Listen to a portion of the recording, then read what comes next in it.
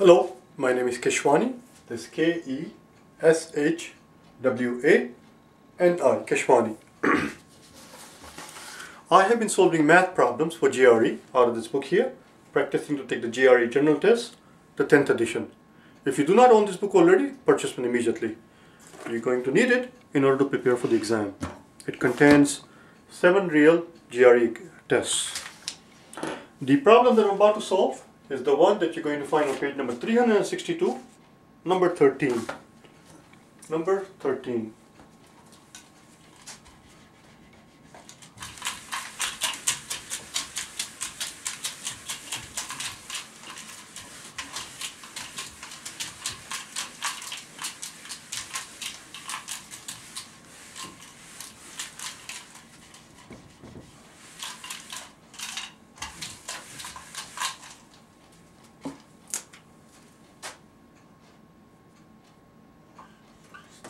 Let's take a look at it.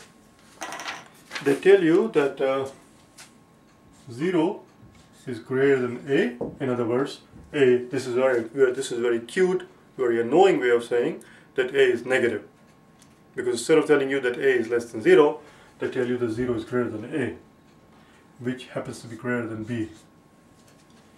And they want us to compare two quantities, A times B. Of course, they want us to compare two quantities. That was a silly thing to do, because that's what it is. That's what it's all about. Just compare two quantities. What I meant to say is that they want us to compare these two quantities. The easiest, the simplest, the most efficient, the fastest, the surest way to tackle this problem is to simply plug in numbers. But there is a but. Yes, there is a but. Let me first squeeze it in here so that I end up actually taking up too much room inadvertently. This is A times B, and this is A times B squared. And since I am anal, I'm going to erase this thing because it needs to be in the center. This annoys me. Yes, I know, I said it myself, I know that. So the simplest and the easiest and the quickest way, well, not necessarily quickest, but the surest way, is to simply plug in numbers. But if you're going to plug in numbers, as I've always said, if you watch my previous videos, and many times I've repeated like a parrot, when you're plugging in numbers, you must keep in mind that the numbers come in two flavors. For the GRE,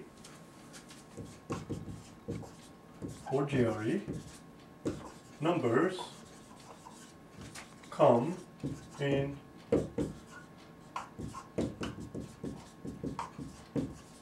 two flavors. What are those two flavors? Well, back in the old days, many moons ago, when you were a little boy or a little girl, we were taught many different kinds of numbers. We were taught about positive numbers, negative numbers, prime numbers, odd numbers, even numbers, rational numbers, irrational numbers, real numbers, imaginary numbers. There are a whole bunch of numbers. Similarly, for the GRE, numbers come in two flavors. Okay? If you do not know this already, if you have not watched any of the previous video where I talk about this thing, pay close attention because it's going to get quite complicated. So here we go. They come in two flavors. Nice numbers and nasty numbers. Yes, I know, I warned you. It's quite complicated. Nice numbers are positive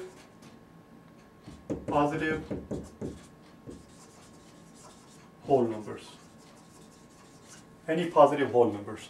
Nasty numbers, they come in 4 different types, 4 different flavors themselves, starting with the nastiest of all, which is 0. Then comes 1, then come negative, and then the fractions. When you're contemplating nasty situations, always go in this order. 0 is positive 1 is the only exception here, where I say positive whole numbers, except 1. Except 1, because 1 goes there. That's not a negative sign, that's more like a bullet and so forth. So 0, 1, negatives and fractions. Always go in this order so that you don't get confused, so that you have a system that you can follow all the time. So that's what I'm going to do here. We're going to contemplate putting in 0 first, see what happens. Well, can we put in 0 for A or B? The answer is no. And why did they rule out that possibility? Why did they say that both of them have to be more than 0?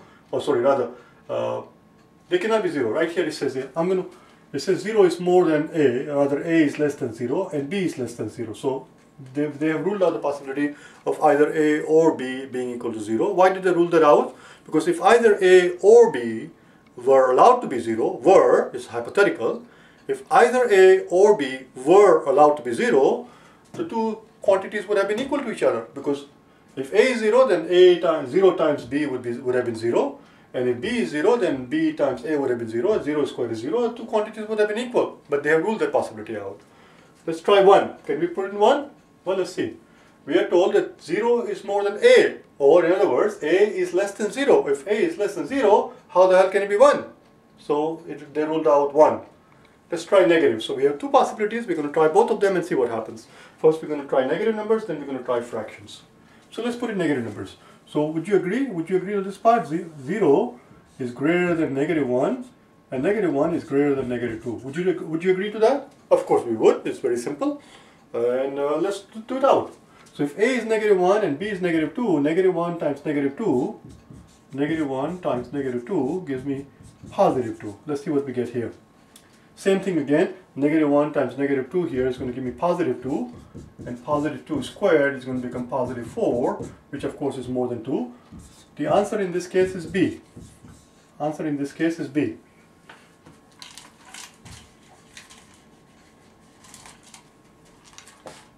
The answer would have been B. Now we try in a different color marker.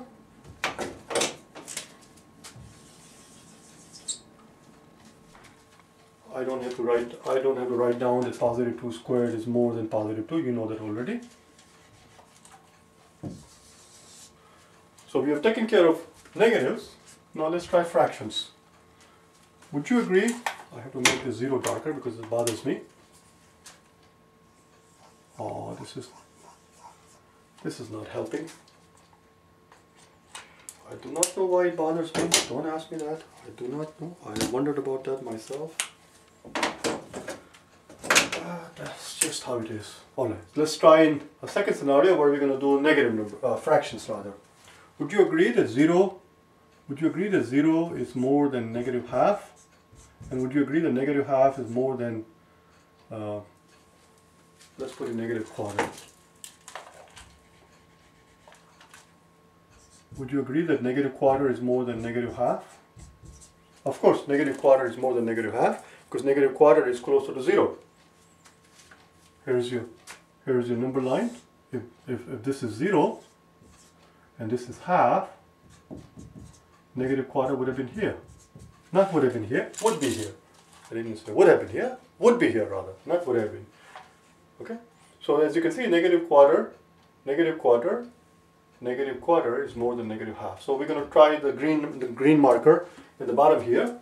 So again, A times B. Our A is negative 1 quarter.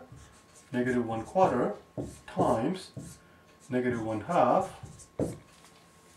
This negative needs to be written a little bit lower.